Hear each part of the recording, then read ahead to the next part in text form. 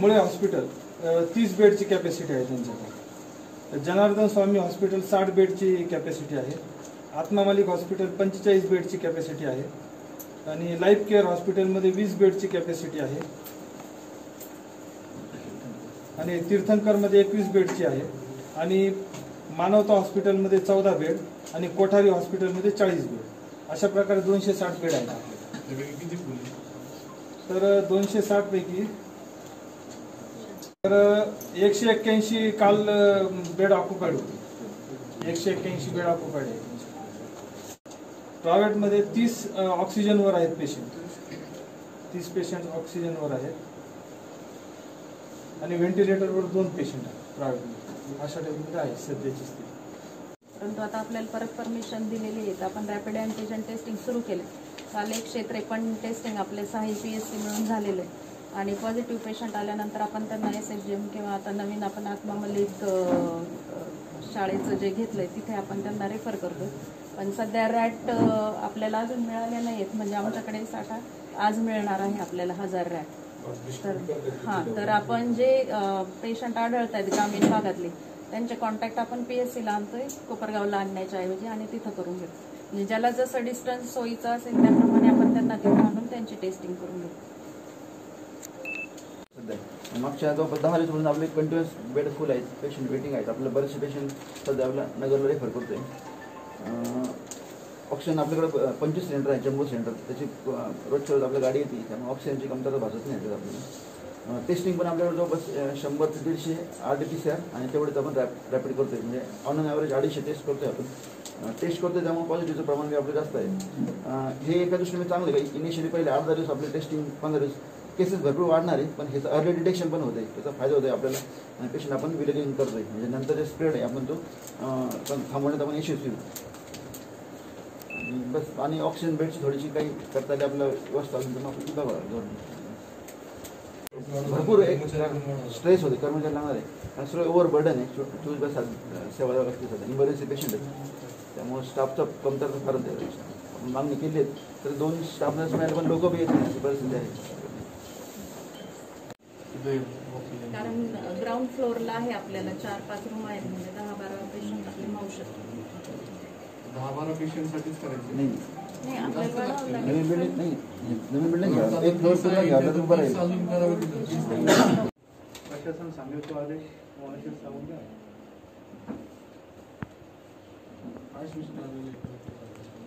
Collector साहेबांकडून ज्या सूचना आलेल्या आहेत, जे रिसेंट आदेश आहे त्याच्यामध्ये आठवडे बाजार बंद, शाळा बंद करण्याच्या सूचना होत्या. आज आपल्याला राज्य शासनाकडून निर्देश अपेक्षित आहेत.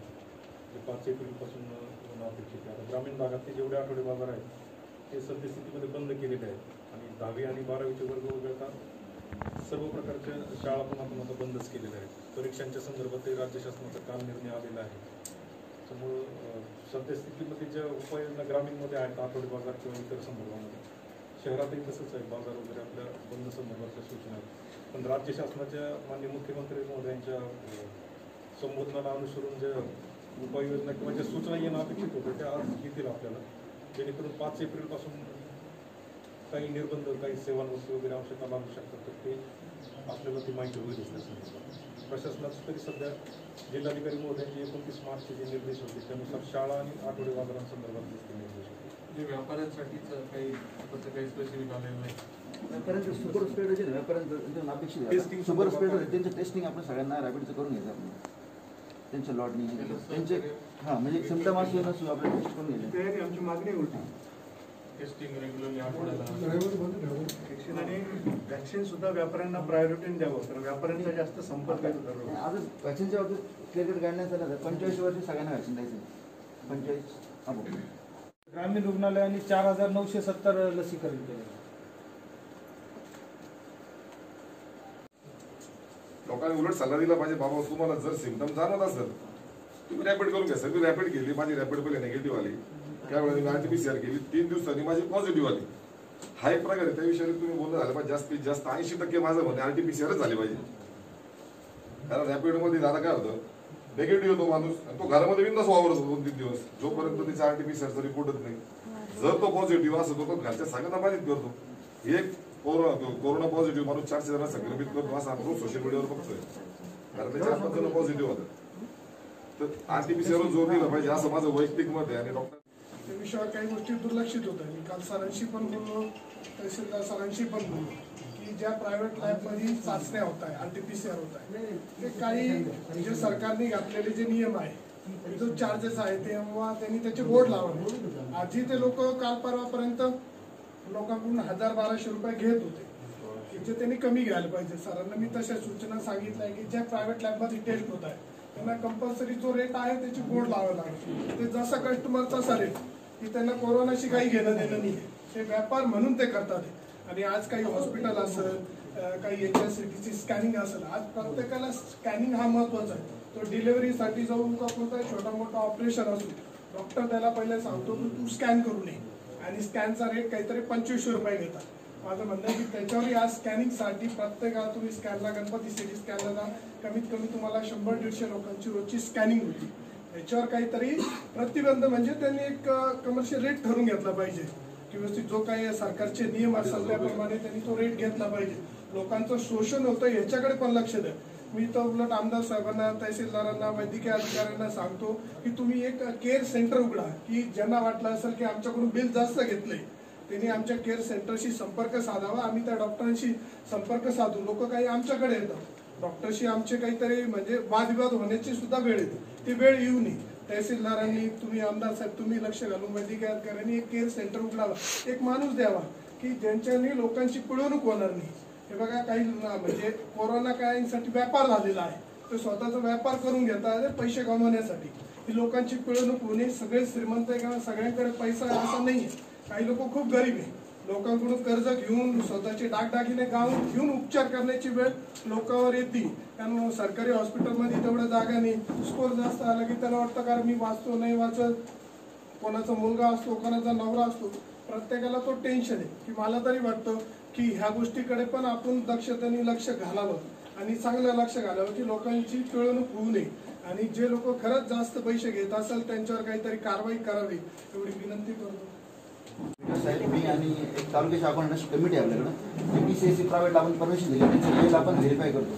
तर आमच्याकडे सुरुवातीला फक्त आपल्या आत्मामलिक आणि कोठरी हॉस्पिटल होतं.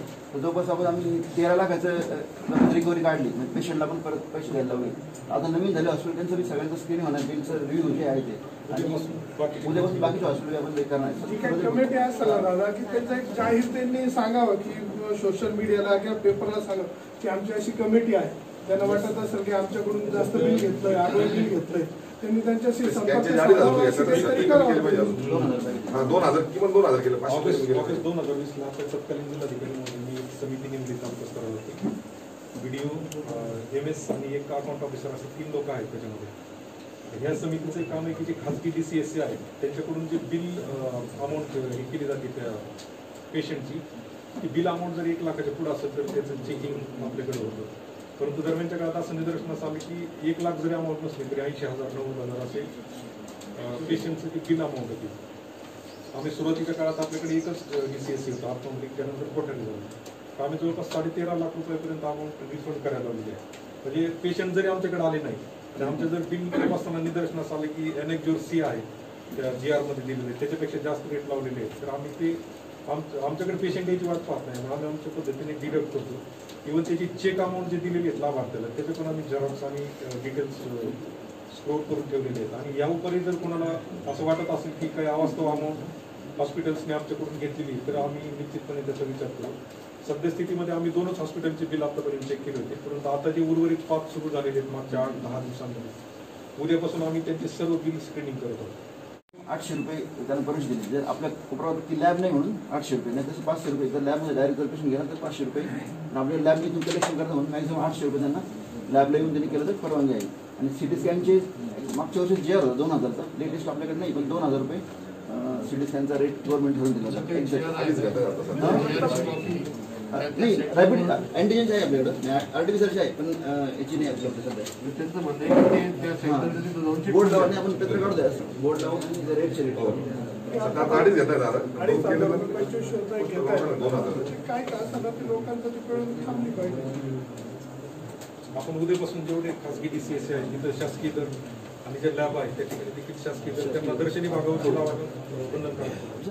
सर्व अधिकारी गेल्या 5-6 दिवसापासून आपल्या शहरात लॉकडाऊन होणार का असे बऱ्याच म्हणजे व्यापारी महासंघाचे पदाधिकारी असतील किंवा व्यापारी संघर्ष समितीचे किंवा काही व्यापाऱ्यांचे फोन येत होतात. मुळात म्हणजे आपण बघतोय की गेल्या 15 दिवसामध्ये मागच्या वर्षापेक्षा यावर्षी जी पेशंटची संख्या आहे 3 ते 4 पट झालेली आहे. किंवा कोपरगाव शहर व तालुक्यामध्ये आपण बघितलं तर मागच्या वर्षी आपला हायेस्ट 81 होता. यावर्षी आपण 200च्या जवळजवळ गेलेलो आहे. याचं कारण असं की मागच्या वर्षी आपल्याकडे फक्त गव्हर्नमेंट फॅसिलिटी होती टेस्ट करण्यासाठी.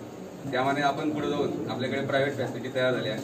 नंतर मागच्या वर्षी 1 DCHC होतं. यावर्षी आपण 7 DCHC प्रायव्हेट व 1 गव्हर्नमेंट असे 8 DCHC मिळून 260 बेडची व्यवस्था केलेली आहे. हे सर्व करत असताना आपण जेवढ्या टेस्ट होत्या उलट तेवढं आपलं अर्ली डिटेक्शन होऊन पेशंटला लवकर उपचारासाठी आपल्याला तिथं पाठवता येते. या सर्व गोष्टींचा आपल्याला उलट जेवढ्या टेस्ट होत आहे तेवढं अर्ली डिटेक्शन झाल्यामुळे पेशंट जास्त सिरियस होत नाही. यामध्ये पेशंटची संख्या वाढत असताना शासनाने होम आयसोलेशन म्हणून एक पर्याय दिलेला होता. कारण आम्ही कोविड सेंटर बनवतोय त्याला पण मर्यादा आहे. सगळं मॅनपॉवरपासून सगळं डॉक्टर असतील किंवा त्यांचा स्टाफ असेल, आमचे आरोग्य कर्मचारी असतील, सर्व गोष्टींना मर्यादा असताना आम्ही SNGM परत सुरू केलं. त्यानंतर मुकबधीर विद्यालय सुरू केलं. नंतर आता आत्मा मलिकला 200 बेडची व्यवस्था केलेली. हे सर्व करत असताना होम आयसोलेशन जो पर्याय होता, होम आयसोलेशनमध्ये तुम्ही मेडिकल सुपरवायझरच्या अंडर तिथं ट्रीटमेंट घेऊन उपचार घ्यायला पाहिजे. पण तसं होताना काही आढळून आलं नाही. कारण ज्यांना कोविड होता ते सुद्धा घरात राहतील याची काही गॅरंटी नव्हती. त्यामुळे मोठ्या प्रमाणात स्प्रेड झाला. त्यामुळे जिल्हाधिकारी साहेबांनी 1 तारखेपासून कंपल्सरी होम आयसोलेशन हा पर्याय बंद करण्यास सांगितलेला आहे. कारण शासनाकडे तशा गाईडलाईन्स वारंवार येत आहेत. पेशंटची संख्या राज्यभर वाढत चाललेली. होम आयसोलेशन बंद केल्यामुळे आता परत आपल्याला त्या ठिकाणी आत्ममलिक असेल इतर ठिकाणी आपल्याला चांगल्या बेडची व्यवस्था तसेच ऑक्सिजन बेडची व्यवस्था डॉक्टरांनी सांगितलं 50 बेड जरी आपल्याला SNGMला करता आली तर आपल्याला ती व्यवस्था करावी लागेल. दरम्यानच्या काळात या सर्व पेशंटची संख्या वाढत असताना मान्य जिल्हाधिकाऱ्यांनी सांगितल्याप्रमाणे ते आपल्याला निर्बंध लागू केलेत. कारण बरेच व्यक्तींचे व्यापाऱ्यांचे फोन आले की निर्बंध काय असतील. तर त्यांच्या ऑर्डरमध्ये म्हटल्याप्रमाणे रात्री 8 पासून सकाळी 7 पर्यंत निर्बंध आहेत. लग्न समारंभ असतील किंवा शाळा असेल कॉलेज असतील हे बंद करण्यासाठी ज्या सूचना आलेल्या आहेत. परंतु त्यामध्ये कम्प्लीट लॉकडाऊन जो पर्याय होता त्याला न करता त्यांनी वैयक्तिक शहरासाठी मुख्य अधिकारी व ग्रामीण सत्तेत तहसीलदारांना केलं की ज्या आस्थापनामध्ये जास्तीत जास्त लोकांची गर्दी दिसेल त्या ठिकाणी तुम्ही कारवाई करावी असे पर्याय त्यांनी सांगितले होते. परंतु तो पर्याय आम्ही करून पाहिला. म्हणजे आपण बंद करतो पण लगेच उघडा किंवा मग लगेच त्या व्यापाऱ्यांची म्हणजे शेवटी त्यांचे उदरनिर्वाहाचा प्रश्न असल्यामुळे ते वारंवार आम्हाला विचारणा करतात. या सर्व गोष्टींचा करण्याचं कारण काय की पेशंटची संख्या वाढत असताना शासन एकीकडे लॉकडाऊन करणार का किंवा आपण वैयक्तिक काय निर्णय घ्यायचा. कारण मागच्या आठवड्यात राहता नगरपालिकेने संपूर्ण 7 दिवस लॉकडाऊन केलं. त्यावेळी कलेक्टर साहेबांनी आम्हाला विचारलं की असं कसं केलं. तर तो स्थानिक सर्व व्यापाऱ्यांनी सर्व पदाधिकाऱ्यांनी सर्व लोकप्रतिनिधींनी घेतलेला तो निर्णय होता. परंतु तिथले लोक नगरसेवक असतील किंवा पुढारी असतील त्यांचे मला फोन आहे की तुम्ही का बंद करत तुमच्याकडे पेशंट असते. म्हटलं आमच्याकडे लॉकडाऊनसाठी जो निर्णय आहे शासनाचा त्याच्यामध्ये गाईडलाईन्स अशा आहेत की एखाद्या शहरामध्ये पेशंटची संख्या जास्त वाढली तर आधी एखादा एरिया कंटेनमेंट झोन म्हणून आपण डिक्लेअर करतो. कंटेनमेंट झोनची संख्या जास्त वाढली तर मग संपूर्ण शहर लॉकडाऊन करायचं का याच्या संदर्भात संपूर्ण अहवाल जिल्हाधिकाऱ्यांना प्रिन्सिपल सेक्रेटरीना पाठवावा लागतो. त्याच्यानंतर ते शहर लॉकडाऊन केलं जातं. ही म्हणजे जुलै ऑगस्ट नंतरची प्रक्रिया आहे. प्रत्येक जे गाईडलाईन्स येतात दर महिन्याला त्याच्यामध्ये या सूचना दिलेल्या आहेत. या अनुषंगाने आम्ही प्रत्येक व्यापारी त्यांना सांगितले की आम्ही काही लॉकडाऊन अजून तसं ठरवले नाही किंवा आमच्या स्तरावरती आम्हाला निर्णय घेण्याचे अधिकार नाही. मागच्या वर्षी स्थानिक प्रशासनाला निर्णय घेण्याचे अधिकार होते त्या आपण वारंवार लॉकडाऊन असतील किंवा निर्बंध असतील ते आपण लागू केलं होतं. परंतु सद्यस्थितीमध्ये स्थानिक प्रशासनाला किंवा मान्य जिल्हाधिकारी सांगतील त्यानंतर आपल्याला ते निर्णय घेण्याचे अधिकार आहेत. त्यामुळे परत मी व्यापारी बंधूंना सांगू इच्छितो की सद्यस्थितीमध्ये आमच्या स्तरावरती आम्ही कुठलाही लॉकडाऊनचा काही निर्णय घेतलेला नाही. जे निर्बंध आहेत ते सकाळी संध्याकाळी 8 वाजेपर्यंत दुकानं आस्थापना चालू ठेवण्याचे आहेत. तसेच जे व्यापारी आस्थापना सोशल डिस्टन्सिंग मास्क किंवा सॅनिटायझरचा वापर करणार नाही त्यांच्यावरती जिथं 5 पेक्षा जास्त लोक गर्दी आढळेल त्यांच्यावरती आम्ही कारवाई करणार आहे. आता म्हणजे गाईडलाईन्स आहेत. तथापि परवाच्या दिवशी मुख्यमंत्री साहेबांनी आपल्याला सूचना दिल्या की जर हीच परिस्थिती कायम राहिली तर आम्ही शासन स्तरावरती वेगळा निर्णय घेऊन लवकरात लवकर त्यांनी इशारा दिलाय लॉकडाऊनचा. पण आम्ही 2-3 दिवसात तज्ञ व्यक्तींशी विचारविनिमय करून याच्यावरती ते निर्णय घेणार आहेत. त्या अनुषंगाने आज उद्या आपल्याला ज्या गाईडलाईन्स येतील त्यानंतर आपलं पुढची दिशा ठरेल. सध्यास्थिती मी आपल्याला एवढं याबद्दल सांगू शकतो. जे आदेश दिलेले आहेत त्याच्या अनुषंगाने मंगल कार्यालयांवर आपण नियंत्रण सुरू केलेलं आहे. जेवढे मंगल कार्यालय आहे जिथे लग्न वगैरे लोक आयोजित करतात त्यांना पोलीस परमिशन कंपल्सरी केलेली आहे आणि ते आमच्याकडून परवानगी घेतात आणि त्या ठिकाणी आमचे पोलीस जाऊन चेक करतात की तिथे किती गर्दी आहे. त्याच्यामुळं एक महिन्यापूर्वीची लग्न आणि आजच्या लग्नांमध्ये खूप अशी तफावत आता दिसायला लागलेली आहे. त्याचप्रमाणे रात्री 8च्या नंतर आमचं ऑल आउट ऑपरेशन आमचे दोन्ही पोलीस स्टेशन तालुक्यामध्ये करत आहेत. आमच्या 2-3 टीम बाहेर पडतात, सगळे दुकानं बंद झाली की नाही चेक करतात आणि तसंच जर कोणी विदाऊट मास्क कोणी फिरत असेल तर त्यांच्यावर देखील आपली कारवाई चालू आहे. विदाऊट मास्कला 500 रुपये दंड, त्याचप्रमाणे सार्वजनिक कोणी ठिकाणी कोणी थुंकत असेल तर त्याला 1000 रुपये दंडाची कारवाई ही आमच्या दोन्ही पोलीस स्टेशनपासून डेली सुरू झालेली आहे. त्याचा आढावा SP ऑफिस दररोज घेतात. त्याच्यामुळे बऱ्यापैकी आपल्याकडे स्ट्रिक्टनेस आलेला आहे आणि याच्यामध्ये व्यापारी असतील, लोकप्रतिनिधी असतील यांनी सुद्धा सहकार्य करणं अपेक्षित आहे.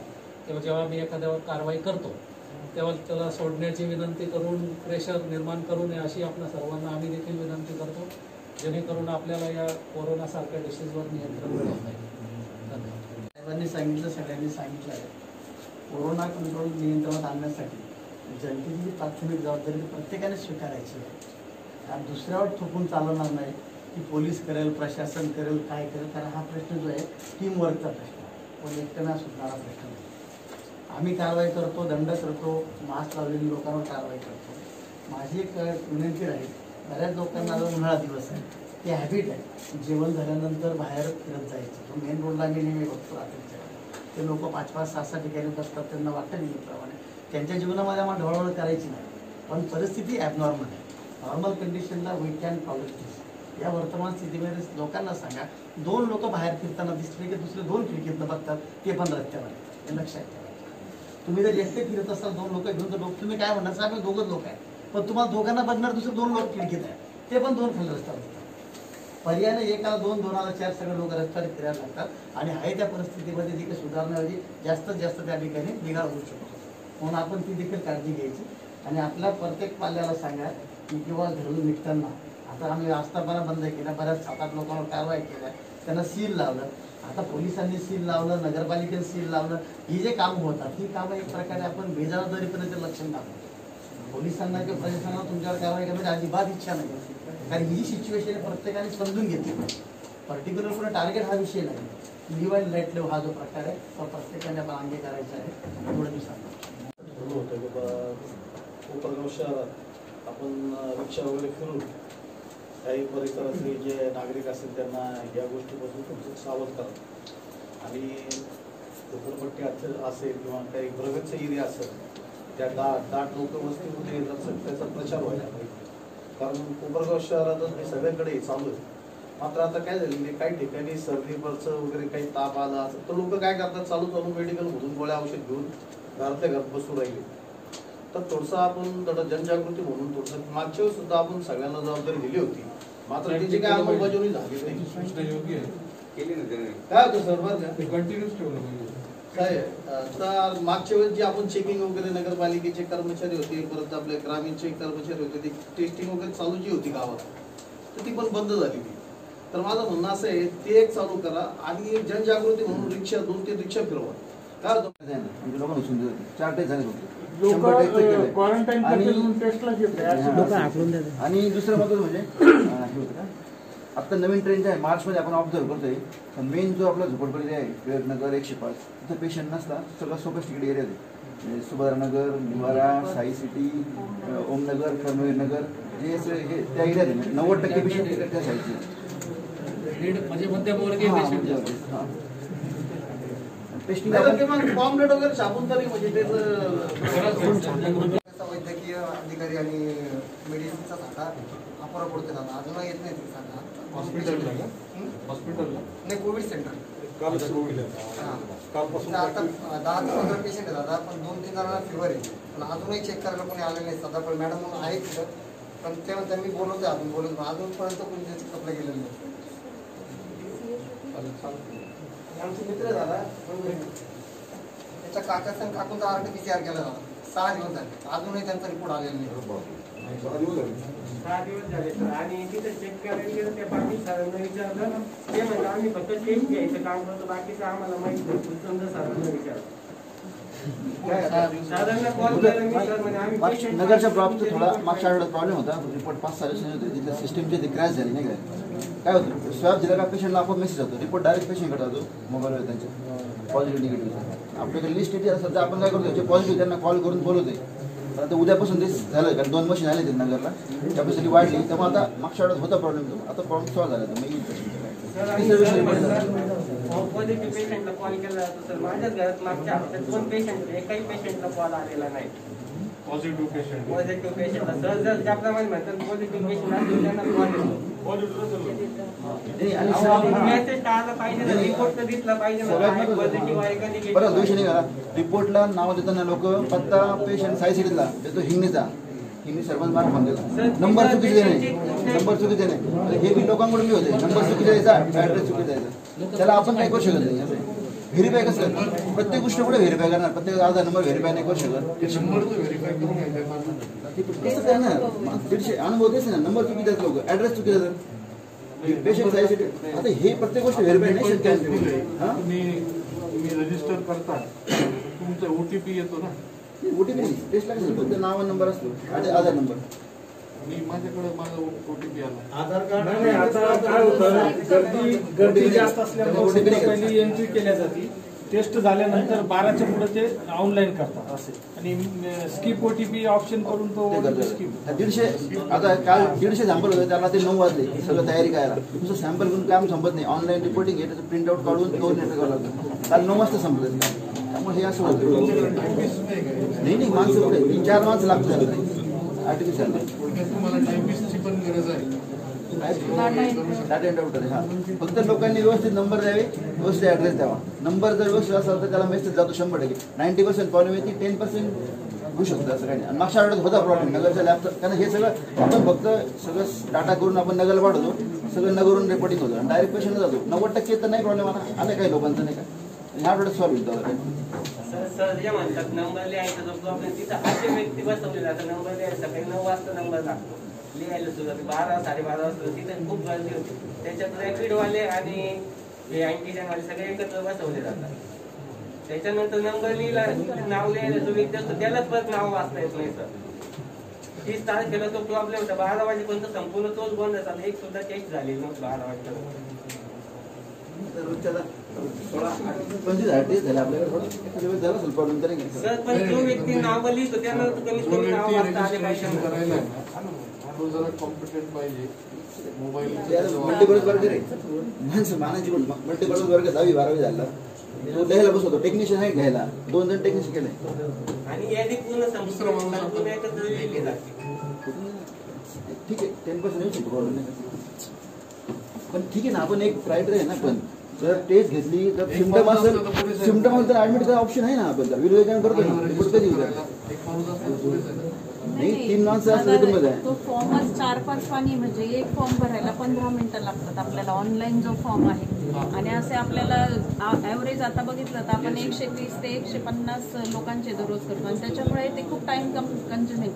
आणि लोक आले ना की लाईन जरी लावा म्हटलं तरी लोक एकमेकांची गर्दी किंवा मला पुढे जाऊ द्या मी आधी आलो असं बऱ्यापैकी तिथे पण तक्रारी. लसीकरण बी आम्ही केलं फोर्ससाठी, त्यांच्याकडे माणसं नाही. आपण असं हे केलं होतं की एक पोलीस किंवा कोणी तिथे ठेवा, पण आता त्यांचाही मनुष्यबळाचा प्रॉब्लेम असल्यामुळे पहिले नाव रजिस्टर होतं, त्या नावाचं बोलवलं जातं त्यांना. असं आहे ते स्टीमलाईन नाही, थोडंसं प्रॉब्लेम असतात. दुसरा करून नाव रजिस्टर करण्यासाठी एकदा देऊन टाकलं, मग टोकन वाईज लोकांना बोलवा. मेन कसं RT-PCR आणि रॅपिड दोन्ही करतो. सिम्पटम असेल त्याला आपण लगेच रॅपिड करतो. रॅपिड पॉझिटिव्ह तर संपलं, पॉझिटिव्ह निघाला. पण रॅपिड जर निगेटिव्ह आलं त्याला RT-PCR परत असं दोन्ही कॉम्प्लेक्स सिच्युएशन असं. सर तिथे ना आता तुम्ही जे टेस्ट करतात ना, खूप ऊन असतं बरं का, 1 वाजेपर्यंत तिथे मंडप वगैरे. मागच्या वर्षी 3 एप्रिलला जिल्ह्यामध्ये सगळ्यात कमी रुग्ण कोपरगाव शहरामध्ये होते.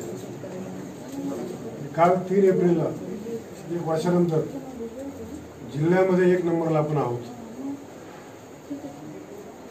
याचा आपण कधीतरी नागरिक म्हणून शहर म्हणून आपण विचार करणार आहोत की नाही.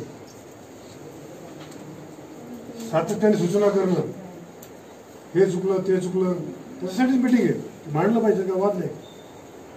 माझी जबाबदारी काय, मी काय करतो. मागच्या वर्षीमध्ये आणि आज या वर्षीमध्ये एवढा फरक का पडला. मागच्या वर्षी आपण शासनाने घालून दिलेल्या नियमाला त्याच्या पुढे जाऊन, उदाहरणार्थ सगळ्या जिल्ह्यामध्ये 7 वाजेपर्यंत दुकानं सुरू होते. आपण निर्णय घेतला, आपण 5 वाजेपर्यंत दुकानं चालू केली. दर रविवारी आपण कोपरगाव शहरातले सर्व व्यवहार आपण बंद ठेवू. हे स्थानिक पातळीवर आपण निर्णय घेतले, त्याच्यामुळे रुग्णसंख्या आटोक्यात राहिली असं माझं समज आहे. पण यावर्षी माझंही तेच मत आणि अधिकाऱ्याशी मी बोललो की मागच्या वर्षी आपण असा निर्णय घेतल्यानंतर सोशल मीडियावर इतके जागरूक तयार झाले, वाढणे गरिबांना रेशन देणार आहेत का, वाढणे किराणा आणून देणार आहेत का, गोरगरिबांनी काय खायचं. कुठला हेतू, अधिकाऱ्यांचा आणि आपला हेतू काय होता की आपलं शहर आहे, आपल्या सर्वांची सर्वजण धोक्यामध्ये आहोत, आपली प्रकृती आपण सांभाळली पाहिजे, आपण काळजी घेतली पाहिजे. पण अशा प्रकारच्या प्रतिक्रिया यायला लागल्यानंतर पुढे होऊन काम करणाऱ्या अधिकाऱ्यांनी जागेवर थांबून घेतलं. कलेक्टर साहेब सांगितलं की आम्ही करू. परवा मुख्यमंत्र्यांचं परवा दूरदर्शनवर अतिशय तळतळीत तो माणूस बोलला, प्रांजळपणे त्यांनी सांगितलं की काय परिस्थिती आहे. पण राजकारण सुरू झालं, प्रत्येक जण एकमेकाला क्रॉस करणं, गल्लीमध्ये असू नाही तर दिल्लीमध्ये. राजकीय मंडळीने माझ्यासह सांगतो मी, दुसरा डोस पाजत नाही. प्रत्येकाने किमान या काळामध्ये कोविडच्या बाबतीमध्ये टोकाच्या प्रतिक्रिया देणं आपण टाळलं पाहिजे. व्हॉट्सअपवर फोटो घालून रात्रंदिवस काही ना सूचना करणार आहे, त्यांना माझी विनंती राहील, तुम्हाला फार काळजी आहे, तहसीलदार साहेबांनी येऊन भेटा, आरोग्य अधिकारी आहेत, इन्स्पेक्टर साहेब आहेत, आमदार साहेब आहेत, मुख्य अधिकारी आहेत, यांच्याकडे जाऊन भेटून त्यांना सांगा की अशा पद्धतीने आपण काहीतरी करू. 4-5 दिवसापूर्वी मी एक अतिशय चांगली सूचना सुशांत घोडके यांनी एक मेसेज पाठवला. आपल्या सर्वांच्या संघटना आहेत, पक्ष आहेत, आपण प्रमाणापेक्षा जास्त लोकप्रिय आपल्या गल्लीमध्ये आहोत. मग आपण विलगीकरण कक्ष आपण का सुरू करत नाही, काय शासनाला आपण मदत करत नाही. जयंती पुण्यतिथी हा उत्सव तो उत्सव, मग आपली नागरिक म्हणून काही जबाबदारी आहे की नाही. आपण हसतो, रात्री पोलिसांना काठा घेऊन आपल्या मागे पळावं लागतं, शरम वाटायला पाहिजे. कोपरगाव शहरामधल्या कायदे नियम मोडून वागणाऱ्यांना शरम वाटली पाहिजे. का त्यांना लाठीमार करावा लागतो, का दंड करावा लागतो, का दुकान सील करावं लागतं. त्याचा गंभीरपणे आपण स्वतः विचार करा. होतं काय, मी सांगितलं 3 दिवस आठवड्यातून बंद ठेवा, जावरे म्हणणार नका ठेवू, उदाहरण सांगितलं. अशा पद्धतीने आपण विचार करू नका. कलेक्टर साहेबांनी नसेल सांगितलं आपल्याला, आपण सगळे मिळून आपण ठरवा. शासनाने सांगितलं 8 वाजता दुकानं बंद करायची, पण कोपरगावच्या नागरिकांनी 6 लाच बंद केले. होऊ द्या ना असं, कोणी मरत नाही, कोणी खाण्या वाचून. कोरोनामुळे मात्र प्रत्येकाच्या घरावर हा धोका निर्माण झालेले पहिल्यांदा लक्षामध्ये घ्या. का हॉटेल सील करावं लागतं, या गोष्टीचा आपण गंभीरपणे विचार करा. आठवड्यातून 1-2 दिवस लॉकडाऊन करा. जेवढे लोक कमी एकत्र येतील तेवढा या आजाराचा धोका कमी होईल. मी ठरवलं होतं काहीच बोलायचं नाही आपण या विषयावर, काय करायचं ते करून होईल ते होऊ दे. पण आपलं शहर आहे, कोपरगाव शहरामधले राहणारे प्रत्येक आपला एक मोठा परिवार आहे. केवळ पैसा, केवळ खाणं पिणं याच्यामध्ये जाऊ नका. प्रत्येकाच्या कुटुंबावर हा धोका निर्माण झालेला आहे. तर असंच करा असं मी सांगत नाही, पण सांगतो की शासनाला मदत करण्याचं काम आपण केलं पाहिजे. काय यांचं आलेलं आहे, तुमच्या मागे पळायचं काय आलेलं आहे, काठी घेऊन दंड केला लगेच फोन. अरे कशासाठी? आजी नगरसेवक, माजी नगरसेवक, आजी माझी भरपूर आहेत आपल्या गावात, पर भावी याच्यावर कारवाई करू नका, त्याला बोट लावू नका, त्याला हलवू नका. अरे मतांच्या नादी लावून प्रत्येकाच्या घरामध्ये आपण आजार घेणार आहोत.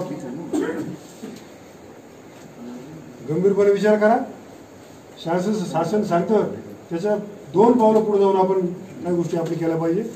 तशा गोष्टी आपण जर केल्या तर आपलं सर्वांचंच आयुष्य सुरक्षित राहणार आहे. माझी पुन्हा एकदा विनंती राहील की आपण गंभीरपणे विचार करा, गंभीर व्हा. या मीटिंगमध्येच आपण जर काही असा निर्णय घेतला तो स्तुत्य होईल, नाही घेतला तर ठीकच. आपल्याला जे काही कृती किंवा काही सूचना करायच्या झाल्या किंवा ज्या अडचणी आपल्याला गेल्या काही दिवसांपासून येत आहेत त्या बाबतीमध्ये चर्चा करण्याच्यासाठी, त्याच्यावर उपाययोजना करण्याच्यासाठी बैठक या ठिकाणी आपण आयोजित केली. आणि बैठकीअंती आपल्याला असं ठरवावं लागलं आपल्या ऑक्सिजन बेडची संख्या आपण त्या ठिकाणी वाढवणार आहे. परंतु हे सगळ्या सुविधा वाढवायच्या आहे, जशी गरज पडेल तशी आपण वाढवतोच. परंतु आदरणीय मुख्यमंत्री साहेबांनी ज्या पद्धतीने सांगितलं, सुविधा वाढवल्या म्हणजे सगळ्या पद्धतीने फॅसिलिटी वापरात येईल असं नाही. त्या ठिकाणी डॉक्टर्स असतील, इतर त्यांना सपोर्टिंग स्टाफ असेल, हे देखील त्या प्रमाणामध्ये सर्व सुविधा चालवण्यासाठी आपल्याला मिळाली पाहिजे. आणि खऱ्या अर्थाने मॅनपॉवरची अडचण त्या ठिकाणी पुढच्या काळामध्ये येऊ शकते. आणि म्हणून आपण सर्वांनी जे काही निर्बंध शासनाने आपल्याला दिलेले आहेत, गर्दी टाळणे, मास्कचा वापर करणे, सॅनिटायझरचा वापर करणे, या सर्व आपण सर्वांनी नियमित पाळाव्या. आपल्या बरोबर आपण इतर लोकांनाही त्या ठिकाणी सांगावं, अशा पद्धतीची विनंती या निमित्ताने आपल्या सर्वांना करतो. मुख्यमंत्री साहेबांनी आपल्याला सांगितलं का हे जे काही युद्ध आहे त्याच्यामध्ये आपण प्रत्येक जण सैनिक, हे कोणी एकट्याचं काम नाही. आपण प्रत्येकाने त्या ठिकाणी याच्यामध्ये उतरून जर काम केलं तर निश्चितपणाने आपण कोरोनाचा पराभव या ठिकाणी करू शकतो. आणि म्हणून त्या पद्धतीने आपण सर्वांनी सहभागी व्हावं ही देखील विनंती या निमित्ताने करतो. आपण जे काही सूचना सर्वांनीच केल्या त्या बाबतीमध्ये सर्व शासकीय अधिकारी असेल त्याची अंमलबजावणी करतील. रेटच्या बाबतीमध्ये, इंजेक्शनच्या बाबतीमध्ये किंवा काही टेस्टच्या बाबतीमध्ये ज्या अडचणी आता आल्या या सर्व सोडवण्याचं काम अधिकारी करतील. त्याचा पाठपुरावा देखील मी करेल. लवकरात लवकर या सर्व गोष्टी सुरळीत होतील. याच्या व्यतिरिक्त ज्या काही अडचणी आपल्याला वेळच्या वेळी येतील, परत एकदा आपण आढावा घेऊन त्या अडचणी सोडवण्याचं काम आपण करूया, एवढं या ठिकाणी सांगतो आणि माझे 2 शब्द संपवतो. धन्यवाद. कोविड उपाययोजनांची सद्यस्थिती नेमकी काय आहे? खाजगी DCSC असतील किंवा CCCच्या कॅपॅसिटी किंवा पायाभूत सुविधांची तालुक्यातील सद्यस्थिती या संदर्भामध्ये प्राथमिक माहिती दिलेली आहे. त्याचप्रमाणे आपल्या ज्या सूचना आहेत त्या सर्व सूचनांचा प्रशासनाच्या वतीने अंगीकार करून त्याच्यामध्ये अनुषंगिक बदल घडवण्यासंदर्भात आमदार महोदयांनी ज्या सूचना दिलेल्या आहेत त्यानुसार आमच्याकडून कार्यवाही आम्ही या आठवड्यामध्ये करू. नागरिकांनी ज्या अपेक्षा व्यक्त केलेल्या आहेत, व्यापारी महासंघाचे किंवा प्रतिनिधींनी ज्या अपेक्षा व्यक्त केलेल्या आहेत त्या संदर्भातही तहसीलदार साहेब जरी आज नसले तरी प्रशासन म्हणून तालुका स्तरावरून जी त्या उपाययोजना करणं अपेक्षित आहे त्या सर्व उपाययोजना आमच्या वतीने करण्यात येतील असं आश्वस्त करतो. आजच्या बैठकीला आदरणीय आमदार साहेब उपस्थित राहिले. त्यांनी सर्वांच्या सूचना ऐकून घेतलेल्या आहेत. त्याचप्रमाणे प्रशासनालाही त्यांनी काही सूचना केलेल्या आहेत.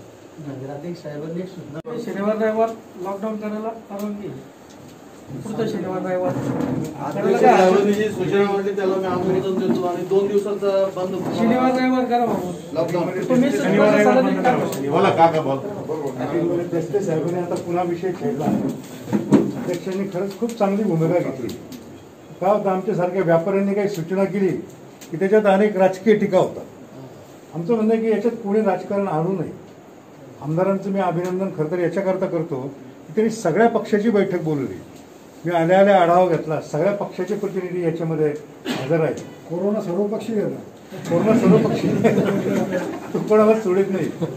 परंतु खरोखर या बाबतीमध्ये केवळ व्यापारी म्हणून नाही, राजकीय कार्यकर्त्यांनी सुद्धा एकत्र येऊन काहीतरी सामंजस्याची भूमिका घेतली पाहिजे.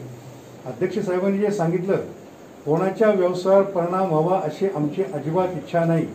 सगळ्यांचे व्यवसाय चालले पाहिजे, पूर्णपणे चालले पाहिजे, पण स्वतःचा जीव सांभाळून. मुख्यमंत्री जे सांगतात नेहमी जा नाही तर जहान आहे, त्यामुळे निदान टीका तरी करू नये. कोणाचा विरोध असेल ना त्यांनी बंद करू नये.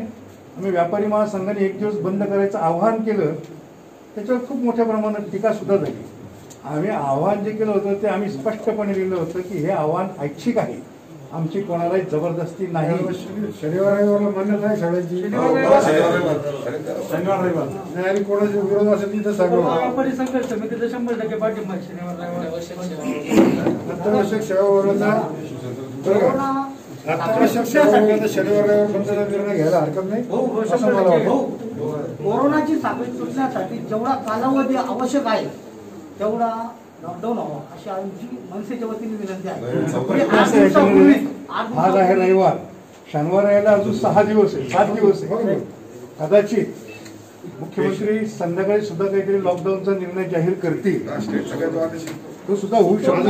मी 8 दिवसापूर्वी विनंती केली होती काही निर्णय घेऊ, काही निर्णय झाला तरी आपण स्थानिक पातळीवर आपल्या सर्वांची हिताचा करू. शनिवार रविवार करण्यापेक्षा माझं असं म्हणणं आहे की 2 दिवसामध्ये साखळी तुटू शकत नाही आणि 8 दिवस जर आपण बंद केला तर पुढचे 8 महिने आपण शिकणी खाऊ शकतो.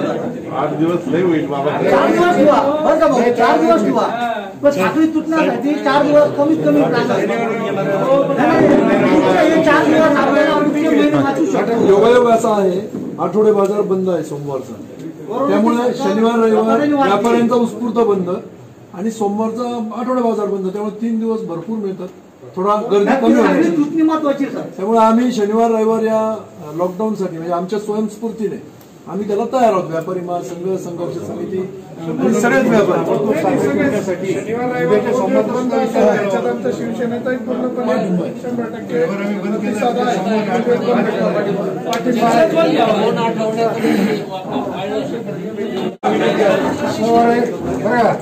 अजून याच्यावर चर्चा फार दिवसभर चालू शकते. माझी अशी विनंती, शनिवार रविवार आपण बंद ठेवू. तुमची इच्छा असेल तुमच्या समोरचं पण बंद ठेवू. अनुमोदन घेतलं पाहिजे. तुम्हाला ताबडतोब टिकट पाहिजे. शनिवार 6 दिवस आहे अजून. आज आपल्याला सर्वपक्षीय अनुमोदन घेतलं पाहिजे. नंतर काय